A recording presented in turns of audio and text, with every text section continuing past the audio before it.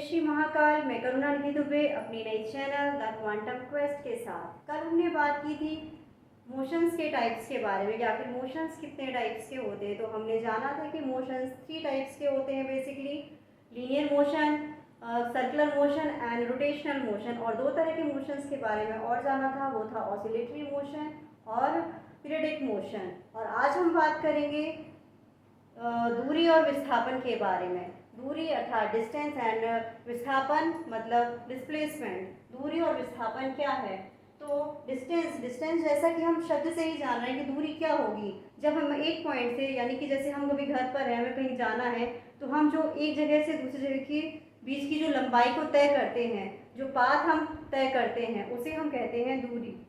तो the actual length of the path followed by an object. जब कोई object एक एक्चुअल लेंथ को तय करता है अपनी प्रारंभिक स्थिति से अंतिम स्थिति तक पहुंचने के लिए, तो उसे हम कहते हैं दूरी।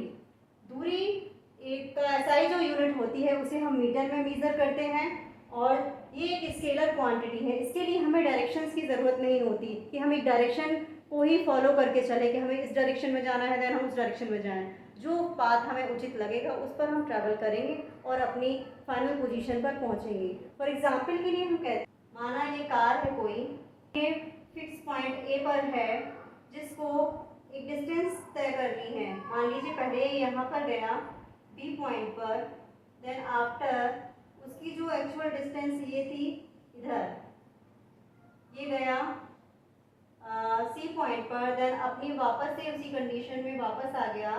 इस कंडीशन में मतलब अपने ए पॉइंट पर वापस आया। मान लीजिए ये 3 किलोमीटर है, ये 4 किलोमीटर है और ये 5 किलोमीटर है। तो इसने जो लंबाई को तय किया है वापस अपनी घर पहुंचने में, जो गाड़ी है यहाँ से ए से बी तक गई, बी से सी तक गई और सी से वापस से अपनी पोजीशन, अपनी इनिशियल कंडीशन में आ गई ए पर।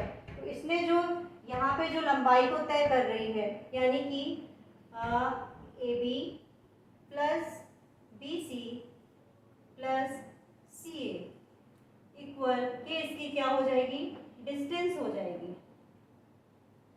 ठीक है, यानी ए बी हमारा था 3 kilometre, then 4 kilometre, then 5 equal 12 kilometre.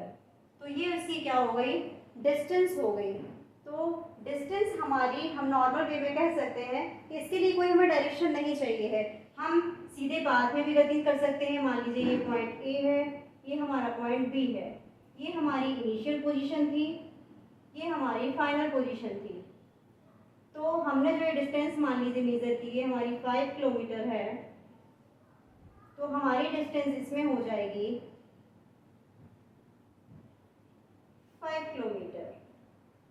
Okay, समझ में आया आपको कि डिस्टेंस के लिए हमें क्या है, कोई एक्चुअल पाथ नहीं चाहिए, या फिर कोई पाथ तो है पर हमें कोई डायरेक्शन हमारे लिए वैल्यू नहीं रखती कि डायरेक्शंस भी एक फिक्स होगी, हमें पहले इस डायरेक्शन में जाकर फिर हमें अपने फाइनल पॉइंट पर पहुंचना है। उसके लिए हमें डायरेक्शन की ज़रूरत नहीं होती है। तो ये हमारा कहलाता है डिस्टेंस।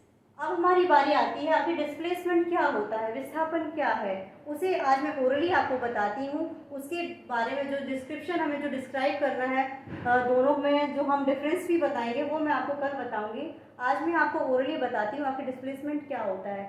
डिस्प्लेसमेंट वो है जब हम किसी, जो हमारा इनिशियल पॉइंट है उससे हमें अपने फाइनल पॉइंट तक पहुँचना है, उसके लिए जो हम शॉर्टेस्ट जो हमारी लेंथ होगी जिसे हम कवर करेंगे, जिसे मतलब जो शॉर्टेस्ट डिस्टेंस जो हमारी होगी टोटल उस पाथ को कवर करने के लिए, तो उसे हम कहेंगे डिस्प्लेसमेंट। आज का वीडियो आपको मेरा कैसा लगा? आपको जैसे कल मैंने जो आपको बताया था मोशंस के बारे में, वो आपने मुझे कमेंट करके बताइए कि आपको मेरे जो मैं समझाने का जो मेरा तरीका है वो कैसा है, उसके बारे में मुझे बताइए। आज मैंने आपको डिस्टेंस के बारे में बताया, डिस्प्लेसमेंट के भी बारे में थोड़ा सा मैंने आपसे डिस्कस किया।